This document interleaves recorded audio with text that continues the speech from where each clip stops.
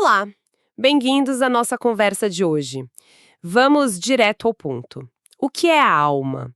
Mas assim, não no sentido místico, né? Mas como o princípio que anima a vida mesmo. Isso.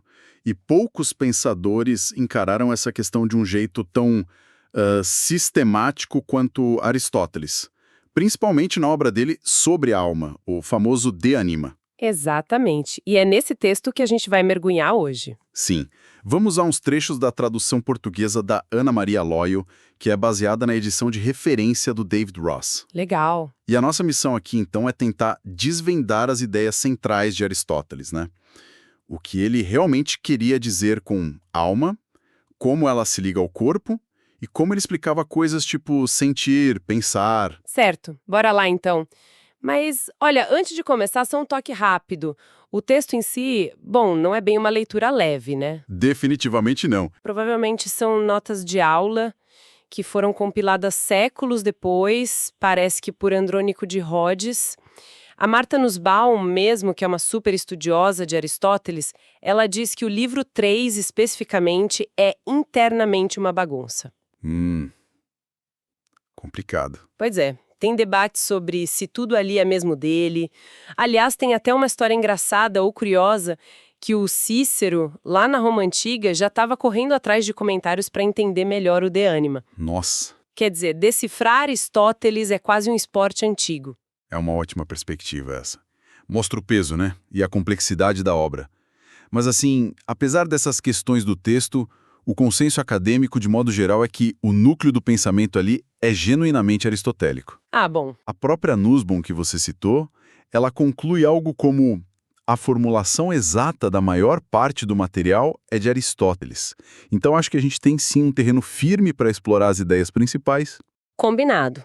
Então, vamos ao centro da coisa. A definição de alma para Aristóteles.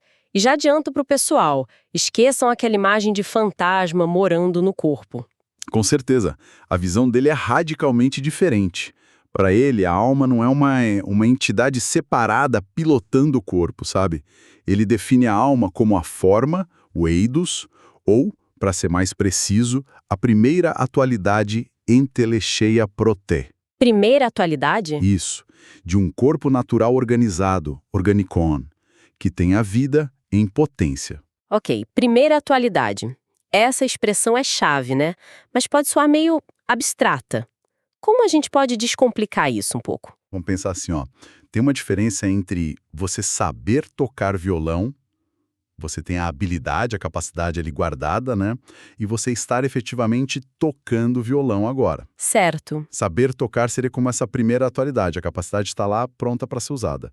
Tocar, de fato, essa é a segunda atualidade. É o ato pleno. A alma, para Aristóteles, é essa primeira atualidade do corpo vivo.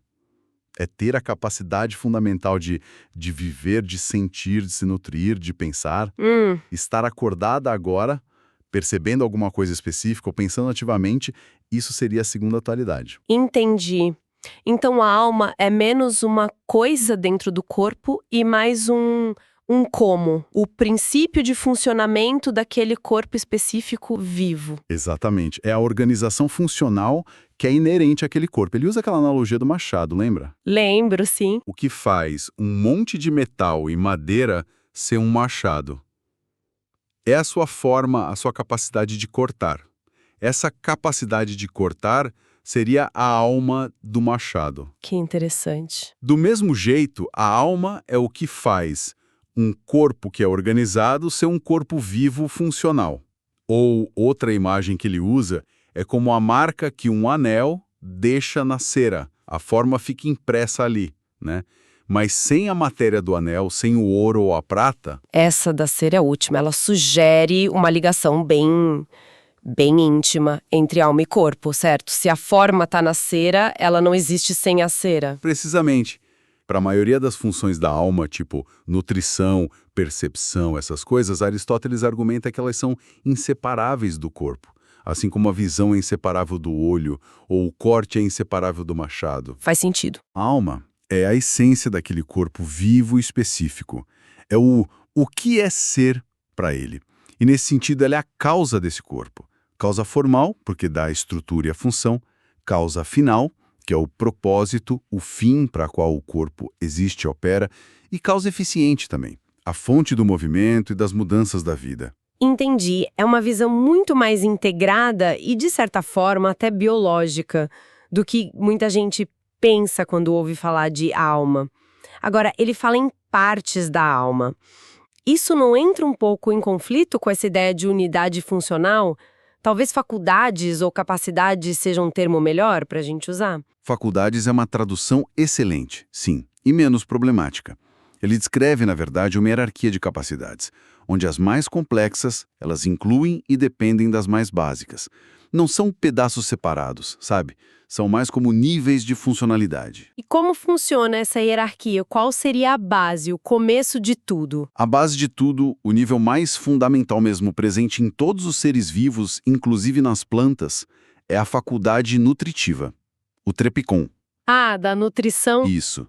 Ela é responsável pelas funções vitais básicas: absorver alimento, crescer, envelhecer e, um ponto crucial para ele, reproduzir-se. A reprodução é chave, né? Muito. Para Aristóteles, a reprodução é o jeito como os seres mortais participam do eterno, garantindo a continuidade da espécie. É a alma no seu sentido mais primário. Ele até critica os pensadores anteriores, tipo o Empédocles, por darem explicações puramente mecânicas ou só baseadas nos elementos por crescimento das plantas, por exemplo. Ok, então essa é a fundação da vida. Sim. E subindo nessa escala, o que vem depois? Bom, aí nos animais, a gente encontra a faculdade perceptiva ou sensível, o aestheticon. É a capacidade de perceber o ambiente através dos sentidos. Os sentidos. E um ponto interessante aqui. Ele considera o tato o sentido mais fundamental e universal entre os animais. E a presença da percepção, por sua vez, ela meio que abre a porta para a próxima faculdade. Que seria a capacidade de desejar as coisas, de querer. Exato.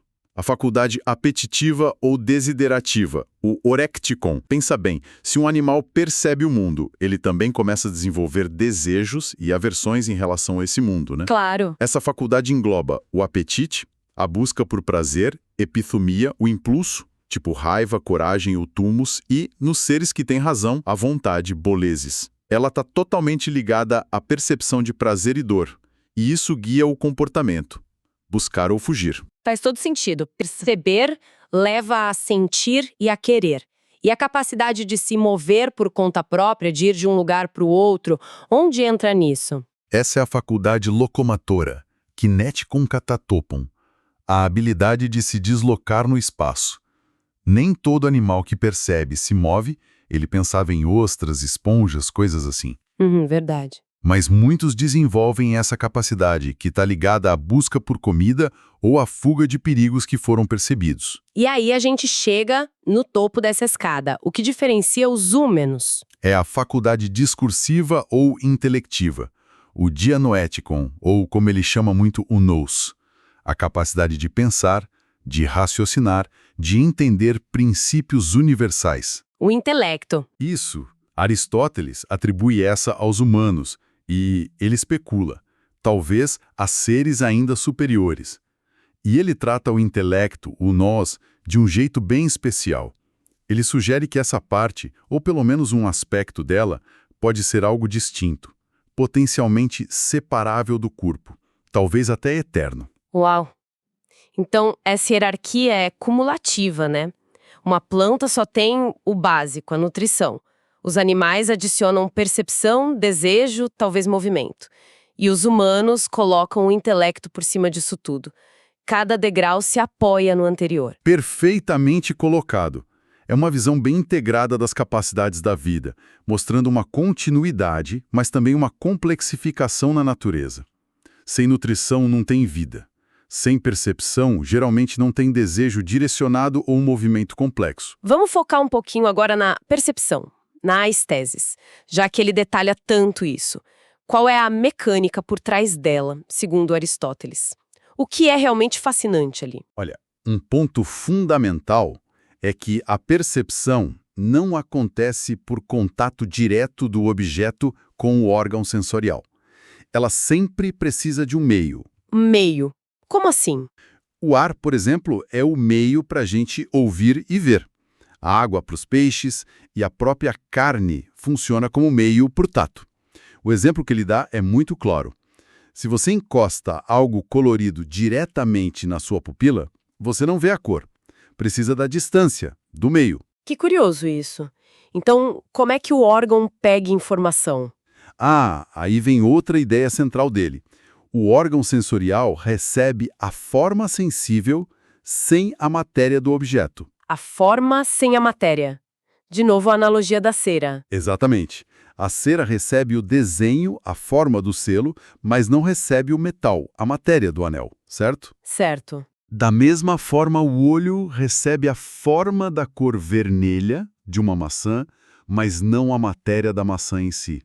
O órgão é afetado, ele é alterado pelo objeto através do meio e assimila a qualidade sensível daquele objeto. E tem mais um detalhe importante. Para que um sentido possa perceber um espectro de qualidades, pensa em quente e frio ou claro e escuro.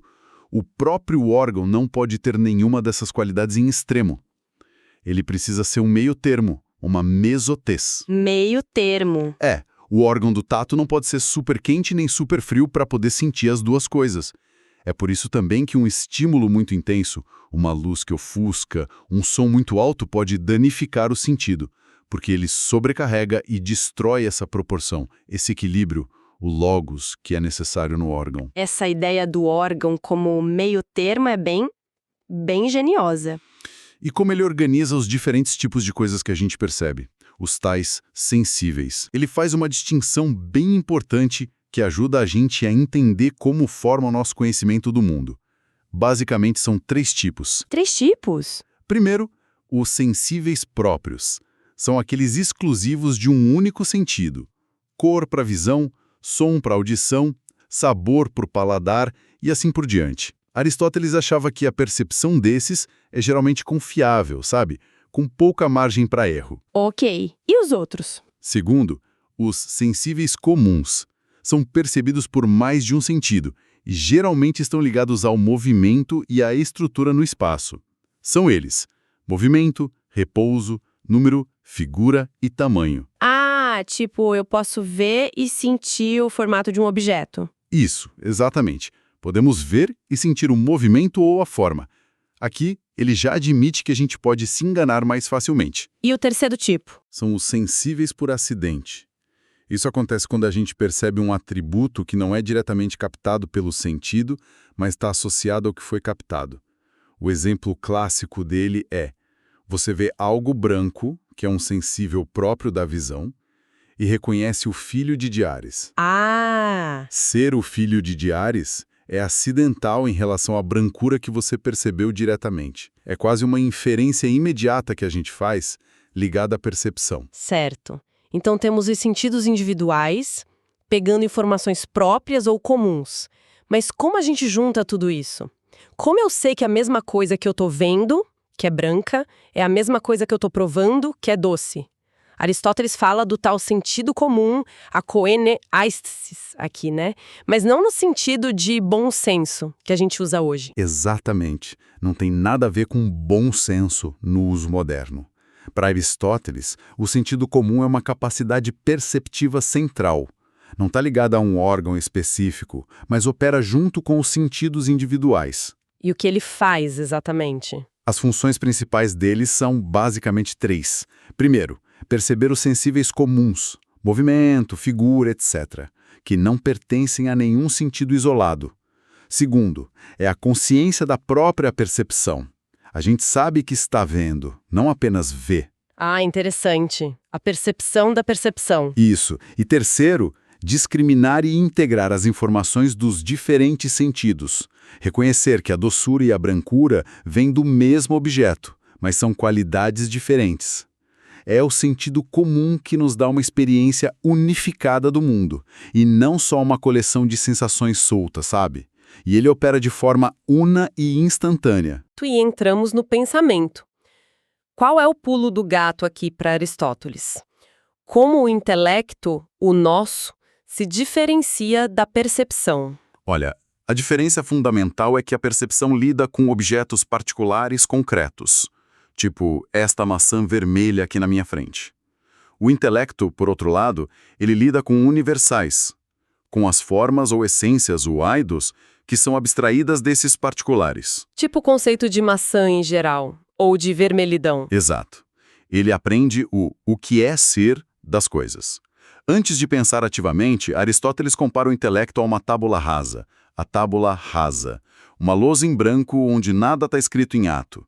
Ele tem a potencialidade de conhecer todas as formas inteligíveis. Uhum. E diferente dos sentidos, ele é considerado impassível, ou seja, não se desgasta, não se corrompe ao pensar em conceitos complexos ou fortes, ao contrário do que acontece com a visão numa luz muito forte, por exemplo. E é essa faculdade que Aristóteles considera potencialmente separável do corpo. Ah, a famosa questão da separabilidade do intelecto.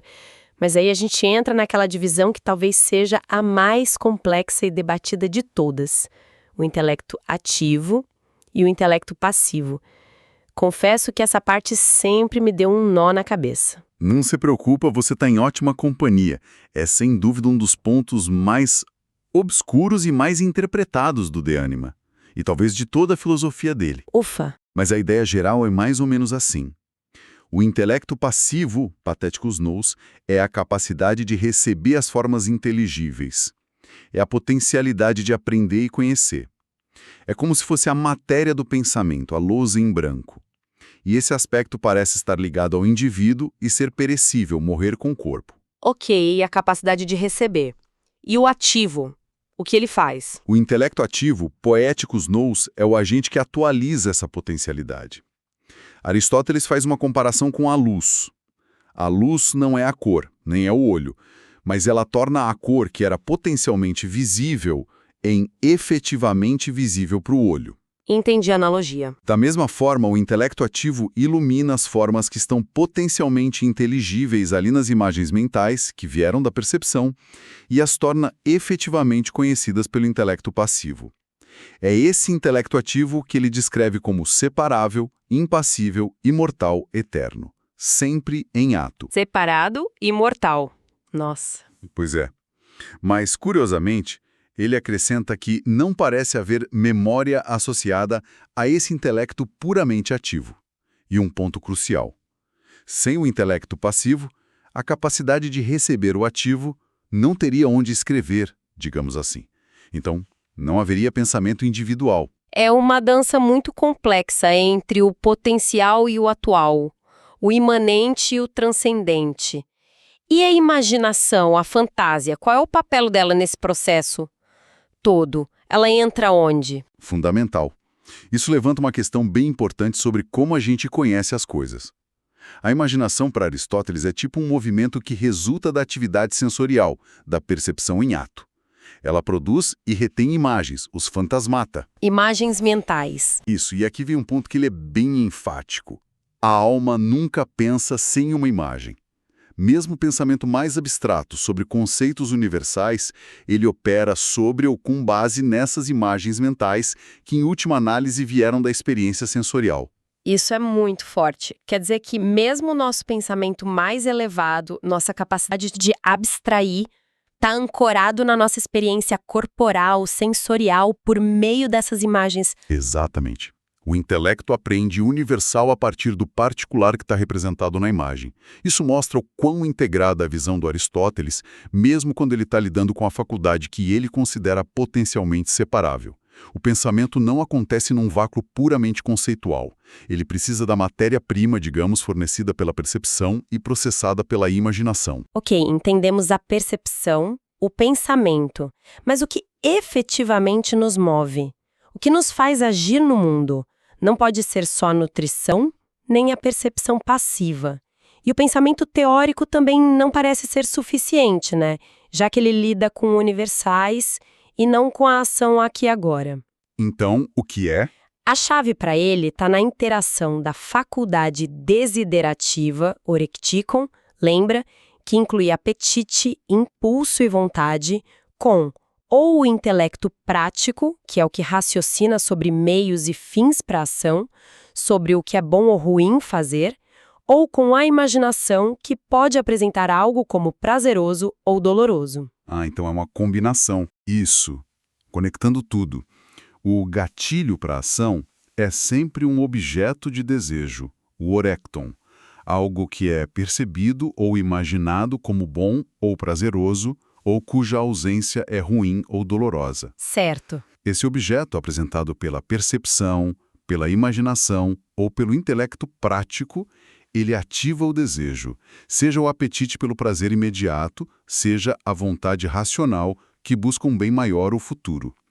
E é esse desejo ativado que então move o corpo para buscar o objeto ou fugir dele. E os conflitos internos que a gente sente? Claro, pode haver conflitos. O apetite querendo o bolo agora, a razão, a vontade dizendo que é melhor não comer. Mas o motor inicial é sempre alguma forma de desejo, que é orientado por alguma apreensão, seja sensível, imaginativa ou intelectual do objeto. Fascinante. Então, a ação não é nem puro instinto cego, nem pura razão fria e deliberativa, mas uma interação complexa entre nossa capacidade de perceber, imaginar ou pensar sobre o que é bom para nós e nossa capacidade de desejar isso. Exatamente. É o desejo, informado pela cognição em diferentes níveis, que se torna um motor eficiente da ação, tanto animal quanto humana. Fazendo um balanço geral, então, essa nossa exploração do sobre a alma mostra um Aristóteles pintando um quadro da alma bem diferente do senso comum, né? Não como uma entidade separada, misteriosa, mas como o princípio mesmo de organização e funcionamento dos seres vivos, uma hierarquia de capacidades, nutrição, percepção, desejo, movimento, pensamento, todas profundamente interligadas e, na sua maioria, inseparáveis do corpo que elas animam. Sim, é uma tentativa, assim, monumental de unificar biologia, psicologia e filosofia. Ele busca dar conta da variedade das formas de vida, explicar como a gente se conecta com o mundo pelos sentidos, como a gente forma conceitos universais a partir da experiência e o que nos impulsiona a agir. Tudo isso debaixo do grande guarda-chuva da metafísica dele, da forma e matéria, aplicado ao domínio do que é vivo. É um trabalho que, nossa, mudou o pensamento ocidental por séculos. Com certeza. E para quem nos ouviu até aqui e quer continuar pensando sobre isso, a gente deixa então aquela provocação final, baseada nessa obra tão rica. Sim, reflitam sobre esta tensão aqui. Aristóteles insiste que todo pensamento depende das imagens, dos fantasmata, que vêm da percepção sensorial. A alma nunca pensa sem uma imagem, ponto. Mas, ao mesmo tempo, ele descreve o intelecto ativo como algo separado, eterno, imortal, sempre em ato, quase divino. É um paradoxo, né? Quase isso. Se o nosso conhecimento mais elevado está tão enraizado na experiência corporal, através dessas imagens, como é que ele pode simultaneamente ter um aspecto que parece transcender completamente o corpo e a matéria? Qual é a verdadeira natureza dessa interface entre a nossa experiência sensível, finita, e a nossa capacidade de alcançar verdades universais e, quem sabe, eternas? Essa relação entre a imanência do pensamento nas imagens e a possível transcendência do intelecto ativo. Bom, isso permanece um dos enigmas mais profundos e mais estimulantes que o De Anima nos deixou.